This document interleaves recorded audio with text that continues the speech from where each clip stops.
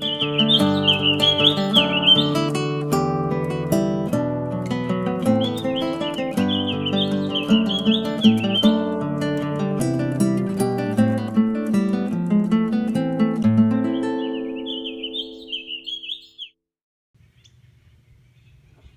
it's early Saturday morning. The sun just popped up. I've got a spot on my deck that I really enjoy going out first thing in the morning. And what I notice is at this time of the year, the madrone leaves are covering the ground quite thick. And every little animal, even the tiny animals, make a lot of noise. So there's something down there. The dog is alerted. It might be a deer, might be a squirrel, might be a chipmunk. But it's rustling in the leaves down there. Oh, I just saw a squirrel. That must be all it is. But you never know what you're going to encounter when you come out, especially first thing, because the whole forest comes alive. You know, as the sun comes up, the birds start to react. Everything just comes to life. So I had a fairly long week of jobs. There were varied jobs. There weren't any removals this week, but there was a lot of really interesting different types of jobs, and I had a lot of occurrences. So I'm going to kind of put together a list of things that happened this week that I think you'll find interesting. You know, in my videos, a lot of times I do the narration while I'm there, and I believe that when I notice something that's happening and I think about what I want to say, it's almost better if I do it right at the moment. But in this video, I just collected a lot of bits and pieces that I think were interesting, and now I'm going to go in there and I'm going to compile a little video with some voiceover explaining what happened. So I hope you enjoy this. And as always, you know, if you're not subscribed to the channel, please subscribe and, you know, hit the like button and, you know, help me build it. I'm trying really hard to build a community of like-minded tree people, tree lovers, whether you're a professional or whether you just love your trees. So let's check out this last week. So I get to the job, and the 2 trees that we're supposed to prune, 2 liquid amber trees, now have a deck around them. It's a brand new deck. The homeowner just built this, and he said he spent $10,000 on the lumber. He also had a redwood tree that we had to prune, and it was growing over the pool, and his objective was to keep the needles from falling in the pool. I just kind of sighed and said, I'll do the best I can do. So we finished up the job, and the deck was protected and everything was okay. You know, we put plywood down, we put branches down, we didn't scratch it, but it was a little nerve-wracking. And then we got on to another job the next day, and I did not anticipate the traffic.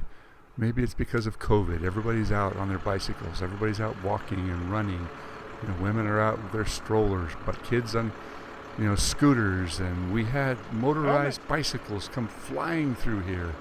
You know, this is an affluent area, and people spend thousands of dollars on these really high-speed electric bicycles that just come out of the blue.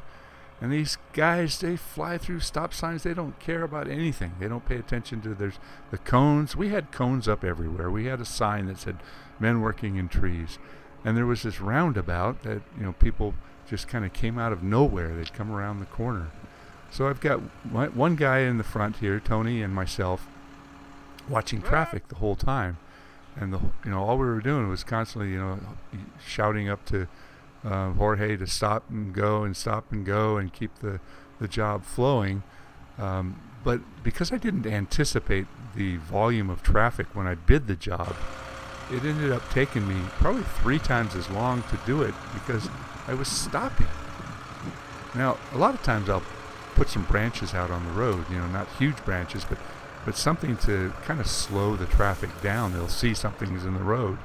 You know, and I'm frequently standing in the middle of the road to slow the cars down.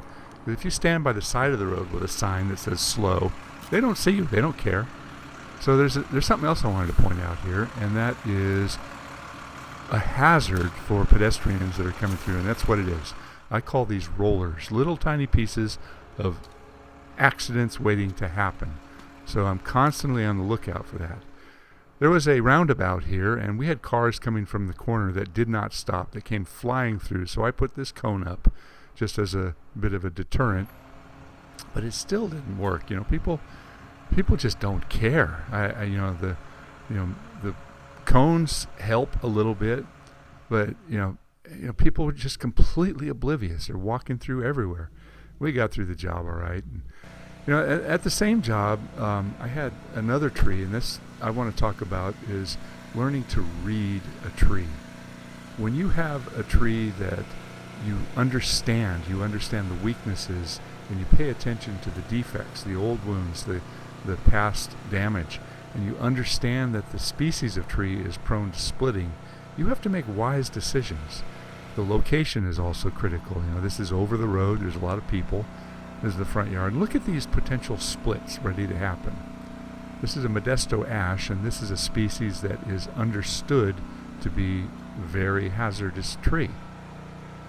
Now, ideally, I would have said, remove this tree and get it, start over. She didn't want to.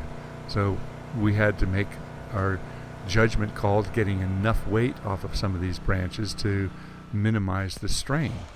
And all the way around, the whole time I'm just shaking my head thinking, this tree is crazy.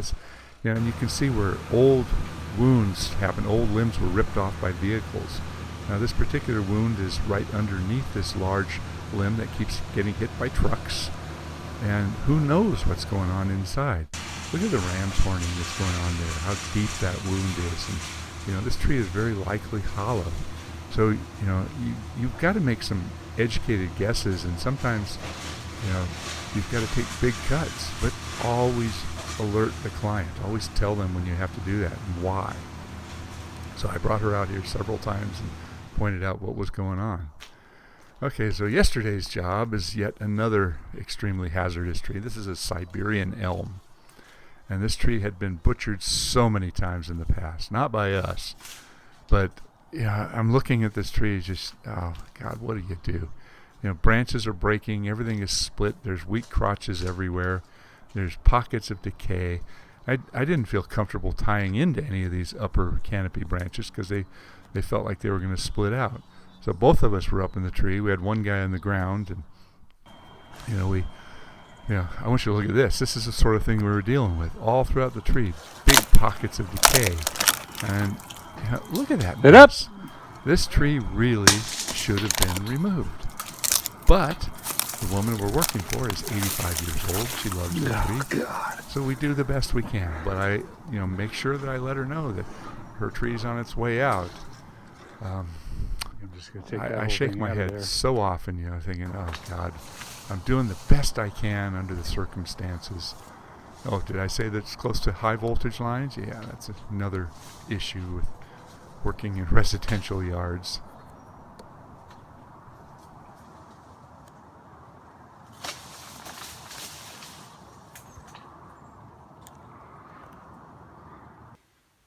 You never know how people are going to react. We parked blocking this neighbor's driveway just a little bit. And I asked the client, I said, are you good friends with the neighbor? She said, oh, yeah. I said, you think she'll mind if we take up part of her driveway? She can still get out. She says, oh, no, it'll be fine. This lady comes out. She says, I can't get out of my driveway. Look at that. I had to get down out of the tree to come out here and talk to her. And as soon as I apologized, she was okay. And she says, it would have been nice if you'd have said you were blocking our driveway. I guess that's true, but I thought I asked. Some days you just can't do everything right. So I went in the backyard again, and I did get back up in the tree and keep working on it. We did the best we could, lightening the tree, but I was very, very clear to this poor old woman that the tree is on the last legs. And her comment to me, she said, well, so am I, just so long as the tree outlives me. So sometimes you just got to deal with it. That's an overall view of how big the tree is. And the neighbor on the right-hand side was kind of irritating. He didn't want anything over his yard. And, so you're doing the best you can to please everybody. And here's a shot of the tree near the end of the day. So we left it pretty full, and then I've got that to work on. I didn't even bother doing any video. I guess I should have. Oh, look at that. There's a rat's nest. I know, the critters. So I went down the street and there was another Siberian elm, and you can see that this tree is also dying back. But if you look close, you can see that this tree was topped severely in the past.